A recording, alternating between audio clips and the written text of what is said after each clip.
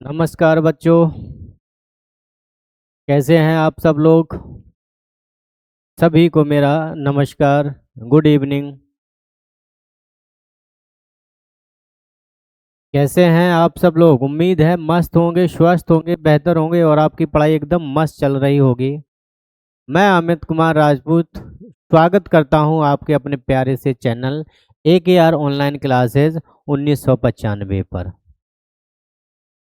जैसा कि आप लोग स्क्रीन पर देख पा रहे होंगे कि क्लास टेंथ जो साइंस का बैच है, यानी साइंस में आपके 3 पोर्शन होते हैं, एक फिजिक्स, केमिस्ट्री और बायोलॉजी। तो इस वक्त हम लोग साइंस का पोर्शन केमिस्ट्री यानी रसायन विज्ञान का जो चैप्टर नंबर फर्स्ट है, रासायनिक अभिक्रिया एवं समीकरण, पढ़ने वाले हैं। इसका पार्ट 1 मैंने कंप्लीट करा दिया है, आप जाइए देखिए, यूट्यूब पर पड़ा हुआ है।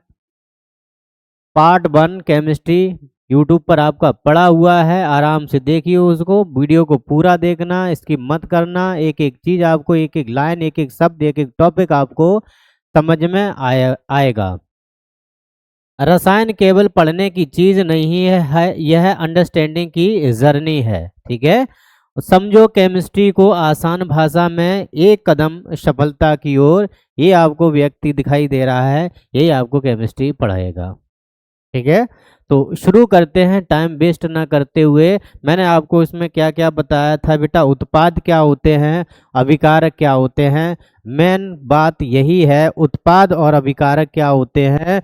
तो जैसे मैं यहाँ पर एक फार्मूला लिख दूँ, इसको थोड़ा सा ऊपर कर देता हूँ, बाद की बात है।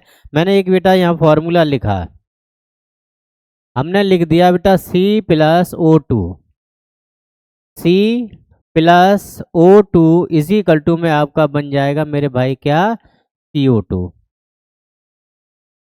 अब इस वाले फॉर्मूले में, इस समीकरण में आप मुझे बताएं कौन अभिकारक है, कौन उत्पाद है, बस। तो आप अभिक्रिया में भाग लेने वाले अभिकारक कहलाते हैं।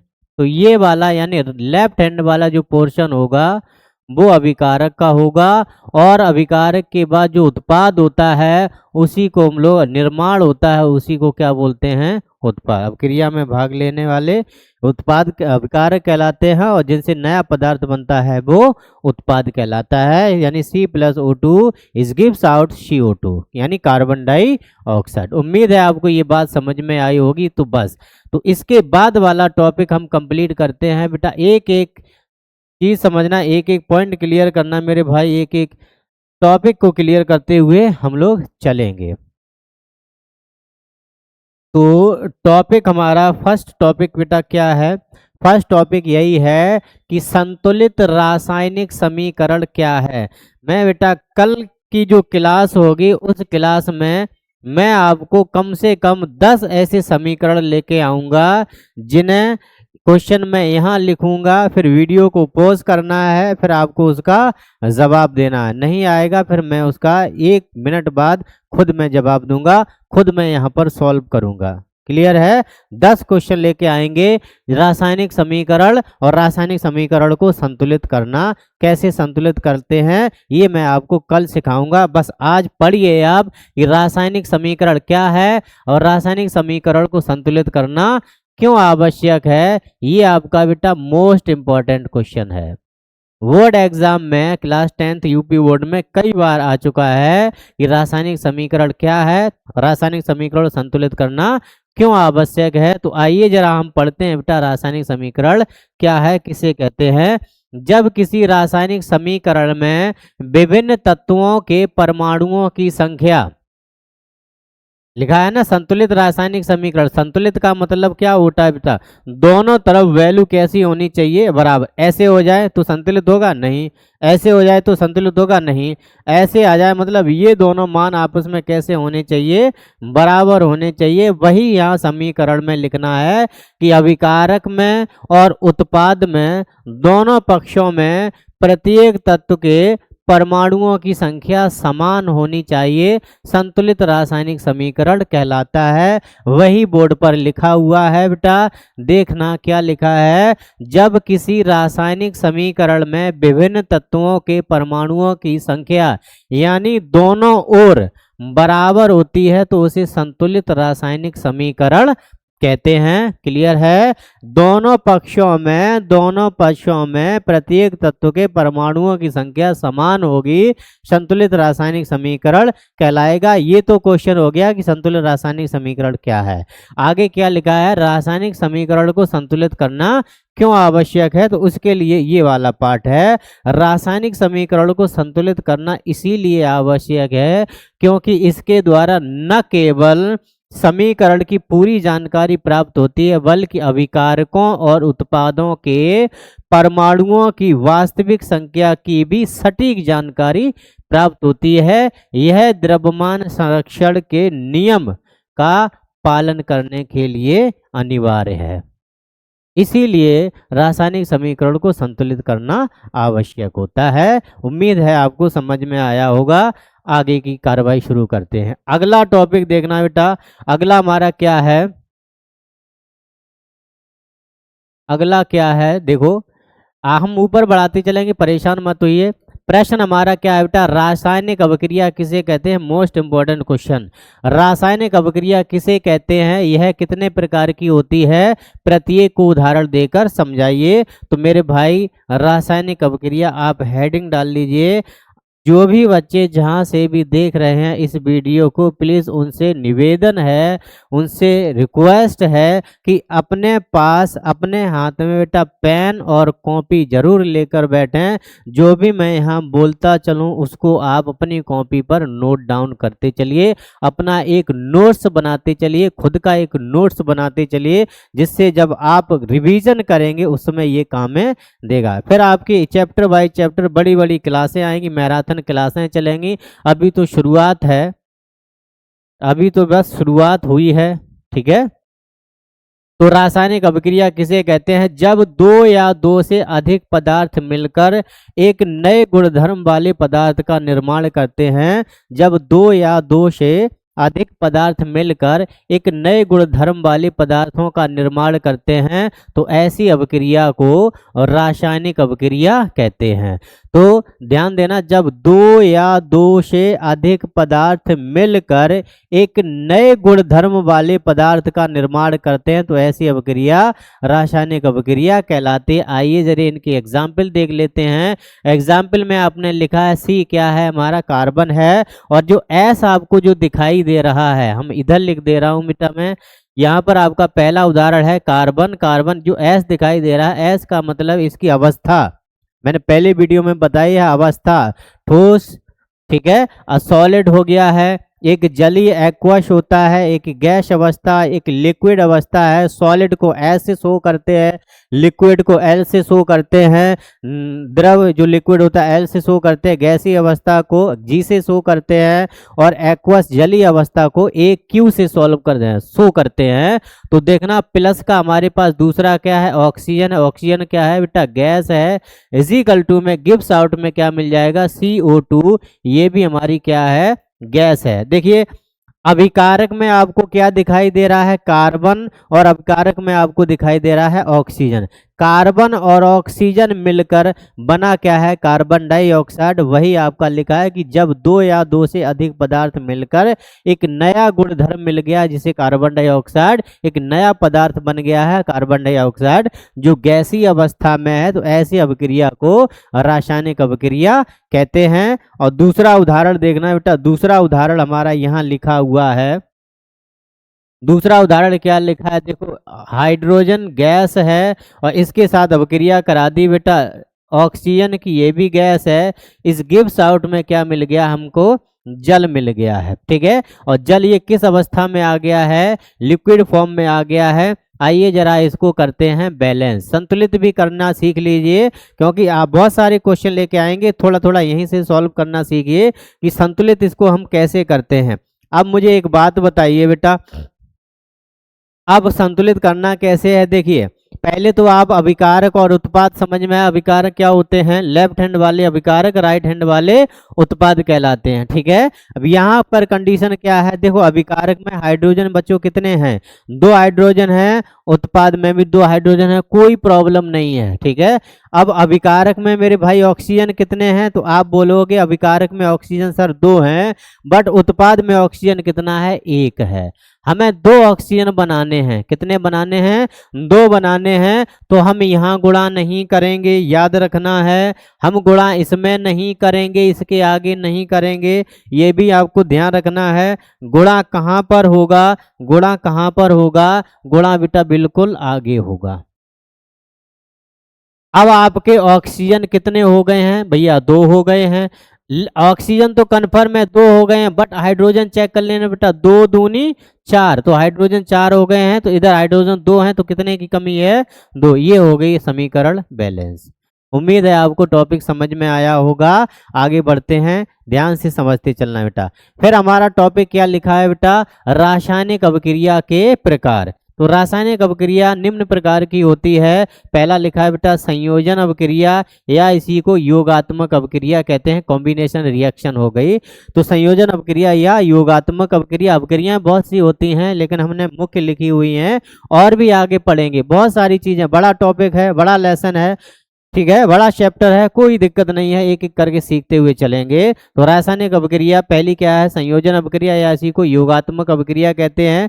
दूसरा क्या है बेटा? वियोजन अभिक्रिया, डिकम्पोजिशन रिएक्शन हो जाएगा। वियोजन का मतलब होता है टूटना। विस्थापन अभिक्रिया या प्रतिस्थापन अभिक्रिया, विस्थापन अभिक्रिया या प्रतिस्थापन अभिक्रिया, डिस्प्लेसमेंट रिएक्शन हो गया है। और अगला आपका है द्वि विस्थापन अभिक्रिया या उभय अवकटन अभिक्रिया, डबल डिस्प्लेसमेंट रिएक्शन हो गया है। ठीक है, तो आगे बढ़ते हैं। आगे लिखा है बेटा देखो संयोजन अभिक्रिया। ठीक है, संयोजन अभिक्रिया क्या होती है? देखो, संयोजन का मतलब होता है बेटा जोड़ना। संयोजन का मतलब होता है जुड़ना, जोड़ना, कंबाइंड करना, संयोजित करना। ठीक है, देखो संयोजन में क्या लिखेंगे मेरे बच्चों? जब 2 या 2 से अधिक पदार्थ मिलकर एकल उत्पाद का निर्माण करते हैं। इस पॉइंट को ध्यान रखना, एकल उत्पाद। जब 2 या 2 से अधिक पदार्थ मिलकर एकल उत्पाद, उत्पाद में सिर्फ एक ही होगा, एक ही उत्पाद होगा। ठीक है, तो ऐसी अभिक्रिया को संयोजन अभिक्रिया या योगात्मक अभिक्रिया कहते हैं। जब 2 या 2 से अधिक पदार्थ मिलकर एकल उत्पाद का निर्माण करते हैं, तो ऐसी अभिक्रिया को संयोजन अभिक्रिया या योगात्मक अभिक्रिया कहते हैं। आइए जरा इनका एग्जाम्पल सीखते हैं बेटा। क्या लिखा है? जब सल्फर को वायु में जलाने पर, सल्फर को वायु में जलाने पर सल्फर डाइऑक्साइड गैस बनती है। सल्फर को वायु में जलाने पर सल्फर डाइऑक्साइड गैस बनती है। सल्फर ये रहा बेटा, सल्फर को वायु के साथ जलाने पर सल्फर डाइऑक्साइड गैस बनती है। देखिए सल्फर हमारा सॉलिड हो गया, सल्फर सॉलिड है। ठीक है, तो यहाँ पर सॉलिड हो गई। ऑक्सीजन गैस है, सल्फर डाइऑक्साइड भी गैस है। तो इनकी अवस्थाओं को जरूर दिखाना बच्चों, इनकी अवस्थाओं को जरूर क्लियर करना है आपको। ठीक है, सल्फर को वायु में जलाने पर सल्फर डाइऑक्साइड गैस बनती है। देख लीजिए, 2 या 2 से अधिक अभिकारक हैं, लेकिन उत्पाद में सिर्फ और सिर्फ एकल उत्पाद मिला है। तो ऐसी अभिक्रिया को ही क्या कहते हैं बेटा? संयोजन अभिक्रिया कहते हैं। संयोजन अभिक्रिया का दूसरा एग्जाम्पल देखना बेटा। संयोजन अभिक्रिया का दूसरा एग्जाम्पल ये रहा। संयोजन अभिक्रिया का दूसरा एग्जाम्पल ये है, क्या है? कार्बन को वायु में जलाने पर कार्बन डाइऑक्साइड गैस बनती है। संयोजन अभिक्रिया का ही ये उदाहरण है, संयोजन अभिक्रिया का ही उदाहरण है। ध्यान रखना मेरे बच्चों, संयोजन अभिक्रिया का ही उदाहरण है। तो क्या लिखा है? कार्बन को वायु में जलाने पर कार्बन डाइऑक्साइड गैस बनती है। ये रहा कार्बन और ये रहा ऑक्सीजन। तो क्या मिल गया है आपको? Carbon dioxide. इतनी बात समझ में आ गई। आगे बढ़ते हैं बेटा। दूसरा हमारा क्या है? दूसरा वियोजन अभिक्रिया, डिकम्पोजिशन रिएक्शन हो गया वियोजन अभिक्रिया। तो वियोजन अभिक्रिया किसे कहते हैं? देखो संयोजन में क्या था? अभिकारक मिलते थे एकल उत्पाद बनता था। वियोजन में क्या है, अभिकारक टूटकर उत्पाद का निर्माण करेगा, तो ऐसी अभिक्रिया को वियोजन अभिक्रिया कहते हैं। ध्यान रखना, लिखा है जब अभिकारक टूटकर दो या दो से अधिक उत्पाद में बदल जाता है तो ऐसी अभिक्रिया को वियोजन अभिक्रिया कहते हैं। उदाहरण मेरे बच्चों समझ लो। पहला उदाहरण आपका क्या लिखा है कि H2O, फिर आपका लिखा है H2 प्लस का O2। दूसरा हमारा उदाहरण लिखा है बेटा CO2 is gives out C plus O2। अगला उदाहरण हमारा तीसरा क्या लिखा है, SO2 is gives out S plus का O2। संयोजन का याद कर लो, वियोजन का ठीक उल्टा कर दो, आपका काम हो जाएगा। आइए रिएक्शन को बैलेंस करते हैं। देख लीजिए, इधर हमारे हाइड्रोजन, अभी उत्पाद में हाइड्रोजन कितने हैं, 2 हैं, और अभिकारक में भी हाइड्रोजन 2 हैं, लेकिन उत्पाद में ऑक्सीजन 2 हैं, अभिकारक में ऑक्सीजन 1 है, इसलिए इसमें गुणा करेंगे कितने का, 2 से। अब इसमें भी गुणा हो जाए क्योंकि हाइड्रोजन कितने हो गए, 4, तो इसमें भी हाइड्रोजन कितने करने मेरे बच्चों, 4। रिएक्शन हो गई बैलेंस। यहाँ देख लो C1 है, C1 है, ऑक्सीजन 2 है, ऑक्सीजन 2 हैं, तो ये रिएक्शन बैलेंस है। ऐसी सल्फर 1 है, सल्फर 1 है, ऑक्सीजन 2 है, ऑक्सीजन 2 हैं, ये हो गया। अभिकारक टूटकर एकल उत्पाद, अभिकारक टूटकर दो यानी उत्पाद में बदल जाता है। अभिकारक टूटकर 2 या 2 से अधिक उत्पाद में बदल जाता है। अभिकारक टूटकर 2 या 2 से अधिक उत्पाद में बदल जाता है, तो ऐसी अभिक्रिया को वियोजन अभिक्रिया कहते हैं। नेक्स्ट हमारा क्या है बेटा, वियोजन अभिक्रिया के प्रकार। नेक्स्ट हमारा क्या है, वियोजन अभिक्रिया के प्रकार। वियोजन अभिक्रिया निम्न 3 प्रकार की होती है। पहला हमारा ऊष्मीय वियोजन अभिक्रिया, वैद्युत वियोजन अभिक्रिया और प्रकाशीय वियोजन अभिक्रिया। बारी बारी से इनकी सभी परिभाषाएं पढ़ते हैं। तो पहला टॉपिक हमारा क्या है बेटा, ऊष्मीय वियोजन किसे कहते हैं। कभी कभार बोर्ड एग्जाम में पूछ लेता है कि ऊष्मीय वियोजन अभिक्रिया क्या होती है। तो क्या होती है बेटा कि अभिकारक का ऊष्मा यानी गर्मी के द्वारा किया गया वियोजन ऊष्मीय वियोजन कहलाता है। अभिकारक का ऊष्मा के द्वारा किया गया वियोजन ऊष्मीय वियोजन कहलाता है। आपका उदाहरण में बच्चों क्या लिखा है, मैं शायद आपको ना दिखाई दे रहा हो, थोड़ा सा ब्लर है, मैं लिख देता हूँ बेटा। CaCO3 कैल्शियम कार्बोनेट है, इज गिव्स आउट बना है आपका CaO और प्लस का CO2। बैलेंस में है या नहीं है आप चेक कर लीजिए। इधर कैल्शियम, अभिकारक में कैल्शियम 1 है, उत्पाद में भी कैल्शियम 1 है। इधर अभिकारक में कार्बन 1 है, उत्पाद में भी कार्बन 1 है, और अभिकारक में ऑक्सीजन 3 है, तो उत्पाद में भी ऑक्सीजन 2 और 1 3 हो गए। कैल्शियम कार्बोनेट है, कैल्शियम ऑक्साइड है, और ये हमारा कार्बन डाइऑक्साइड है। इतनी बात समझ में आ गई होगी। आगे बढ़ते हैं बेटा। अगला टॉपिक हमारा क्या है बेटा, देख लीजिए। अगला टॉपिक हमारा क्या है, एक सेकंड, ये हमारा है दूसरा है वैद्युत वियोजन। ठीक है, ऊष्मीय वियोजन का सेकंड टाइप है वैद्युत वियोजन। वैद्युत वियोजन क्या है कि वैद्युत धारा के द्वारा वैद्युत धारा के प्रवाहित होने के कारण होने वाला वियोजन वैद्युत वियोजन कहलाता है। भाई 2H2O है वैद्युत धारा सॉरी 2H2O है। देखिए उदाहरण मैं यहाँ लिख देता हूँ, आपका जो उदाहरण है वो H2O है। ठीक है, तो यहाँ लिखेंगे क्या, वैद्युत धारा। वैद्युत धारा यानी यहाँ लिख देंगे H2 और प्लस का क्या हो जाएगा H2। रिएक्शन को बैलेंस कर देंगे बेटा, रिएक्शन को बैलेंस कर देंगे तो इसमें हमारे पास ऑक्सीजन 2 है, इसमें ऑक्सीजन 1 है, तो 2 का गुणा, और हाइड्रोजन 2 दूनी 4, इधर भी 2 दूनी 4। तो धारा के द्वारा होने वाला वियोजन वैद्युत वियोजन कहलाता है। वैद्युत धारा के प्रवाहित होने के कारण होने वाला वियोजन वैद्युत वियोजन कहलाता है। अब आ जाते हैं बेटा नंबर 3, वैद्युत वियोजन का नंबर 3। वैद्युत वियोजन नंबर 3 क्या है, प्रकाशीय वियोजन। प्रकाशीय वियोजन यानी सूर्य के प्रकाश द्वारा होने वाला वियोजन प्रकाशीय वियोजन कहलाता है। सूर्य के प्रकाश द्वारा होने वाला वियोजन प्रकाशीय वियोजन कहलाता है। उदाहरण में देख लो, आपका लिखा AgCl सिल्वर क्लोराइड हो गया है, और सूर्य के प्रकाश द्वारा फिर आपका हो जाएगा Ag प्लस का Cl2। रिएक्शन को बैलेंस कर देंगे। भाई इधर हमारे पास देखो, मैं यहाँ लिख दे रहा हूँ बेटा AgCl, इज गिव्स आउट, ऊपर तीर के लिख देंगे बेटा सूर्य का प्रकाश। आप एच न्यू लिख देंगे, कोई दिक्कत नहीं है, आप एच न्यू लिख सकते हैं सूर्य के प्रकाश में, ठीक है। हिंदी में सूर्य का प्रकाश लिख दिया, बहुत है। हमें मिला है Ag और प्लस का Cl2 क्लोरीन गैस बन जाएगी। अब करते हैं रिएक्शन को बैलेंस। अब आप रिएक्शन को बैलेंस कैसे करेंगे, सिर्फ आपको ये चीज देखनी है, दोनों पक्षों में प्रत्येक तत्व के परमाणुओं की संख्या समान है या नहीं। समान नहीं है तो वो असंतुलित हो गया, समान है तो वो संतुलित, और नहीं है तो हम संतुलित करेंगे। तो देखो कैसे करते हैं। इधर अभिकारक में सिल्वर कितने हैं, आप कहोगे भैया 2 हैं, एक ही है, तो कोई दिक्कत नहीं, एक ही है, बना रहने दीजिए।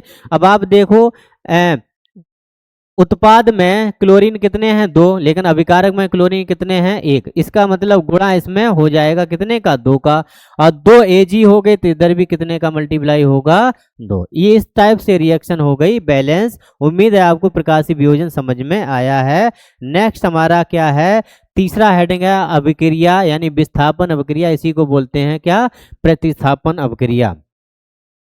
इस अभिक्रिया में अधिक ध्यान देना है, इस अभिक्रिया में अधिक क्रियाशील तत्व है, वो कम क्रियाशील तत्व को उसके यौगिक से विस्थापित कर देता है, तो ऐसी अभिक्रिया को विस्थापन अभिक्रिया कहते हैं। आपका लिखा है उदाहरण विस्थापन अभिक्रिया का कि कॉपर सल्फेट के विलयन में लोहे की कील डालने पर कॉपर विस्थापित हो जाता है, यानी कॉपर सल्फेट के विलयन में लोहे की कील को डाल दीजिए तो कॉपर अलग हो जाएगा, कॉपर विस्थापित हो जाएगा। ये रहा मेरे बच्चों कॉपर सल्फेट। ये देखियो आपका रासायनिक अभिक्रिया लिखी है, ये है रासायनिक समीकरण। तो अभिक्रिया को संक्षेप में व्यक्त करने वाले समीकरण को रासायनिक समीकरण कहते हैं। तो ये कॉपर सल्फेट CuSO4, इसमें लोहे की कील, लोहे का कील का मतलब क्या हो गया Fe यानी आयरन डाल दिया है तो आयरन सल्फेट बन गया है, और कॉपर कैसा हो गया, अलग हो गया। तो ऐसी अभिक्रिया को क्या बोलते हैं, विस्थापन अभिक्रिया कहते हैं। उदाहरण नंबर 2 क्या है, जब कॉपर सल्फेट की क्रिया जिंक से की जाती है तो कॉपर सल्फेट के विलयन से कॉपर विस्थापित हो जाता है। देखो कॉपर सल्फेट क्या है CuSO4, अभिक्रिया काय से करा दे रहे हैं बेटा, जिंक से, तो बन जाएगा आपका जिंक सल्फेट, और फिर से कॉपर क्या हो गया, अलग हो गया। तीसरा उदाहरण क्या है, जब कॉपर क्लोराइड की क्रिया लेड से की जाती है तो कॉपर विस्थापित हो जाता है। कॉपर क्लोराइड का फॉर्मूला क्या होता है बेटा, CuCl2, और लेड का सूत्र क्या होता है, जिसे सीसा बोलते हैं Pb, और यहाँ से देख लो आपका PbCl2 और कॉपर क्या हो गया, अलग। तो ऐसी अभिक्रिया को क्या बोलते हैं बेटा, विस्थापन अभिक्रिया कहते हैं। अगला टॉपिक जो है वो हमारा चौथा है बेटा कि द्वय विस्थापन अभिक्रिया किसे कहते हैं, कि इस अभिक्रिया में उत्पादों का निर्माण दो यौगिकों के बीच आयनों के आदान प्रदान से होता है, तो ऐसी अभिक्रिया को विस्थापन यानी द्वय विस्थापन अभिक्रिया कहते हैं। एग्जाम्पल आइए सीखते हैं बेटा। लिखा गया एग्जाम्पल, जब सोडियम सल्फेट की क्रिया वेरियम क्लोराइड से की जाती है तो वेरियम सल्फेट तथा सोडियम क्लोराइड बनते हैं। देखिए सोडियम सल्फेट का फॉर्मूला क्या है बेटा, Na2SO4, और वेरियम क्लोराइड का फॉर्मूला है BaCl2। देखिए BaSO4 इससे अभिक्रिया करा देगा तो BaSO4 और NaCl, और आपका रिएक्शन बैलेंस हो जाएगा। तो Na कितने हैं इधर सोडियम, तो इधर भी सोडियम 2 हो जाएंगे। तो दूसरा हमारा उदाहरण क्या है बेटा, दूसरा देखो, जब सिल्वर नाइट्रेट की क्रिया सोडियम क्लोराइड से की जाती है तो सिल्वर क्लोराइड और सोडियम नाइट्रेट बनते हैं। तो सिल्वर नाइट्रेट का फॉर्मूला क्या है बेटा, AgNO3, सोडियम क्लोराइड NaCl है, तो सिल्वर क्लोराइड बन जाएगा बेटा। तो हमारा AgCl आपका अलग हो गया है और Na3 अलग हो जाएगा। तो ऐसी अभिक्रिया को द्वय विस्थापन अभिक्रिया कहते हैं। उम्मीद है आपको ये सभी परिभाषाएं अच्छे से समझ में आई होंगी। अगर समझ में आई हैं तो वही हम बार बार कहते हैं कि हमारे इस प्यारे से वीडियो को आपका एक लाइक बनता है, एक कमेंट बनता है और एक शेयर बनता है, और मेन काम है इस चैनल को सब्सक्राइब भी करना बनता है। चैनल मेरे भाई चैनल को सब्सक्राइब जरूर करना है। तो मिलते हैं कल, तीसरे पार्ट पर आएंगे। साइंस में तीसरा पार्ट लेकर आएंगे जिसमें आप पढ़ेंगे बेटा रासायनिक अभिक्रिया को संतुलित करना और संक्षारण, और इसके अगला टॉपिक होगा विकृत गंधता। ये मैं 3 टॉपिक आपको कल कराऊंगा। तब तक के लिए जय हिंद, नमस्कार।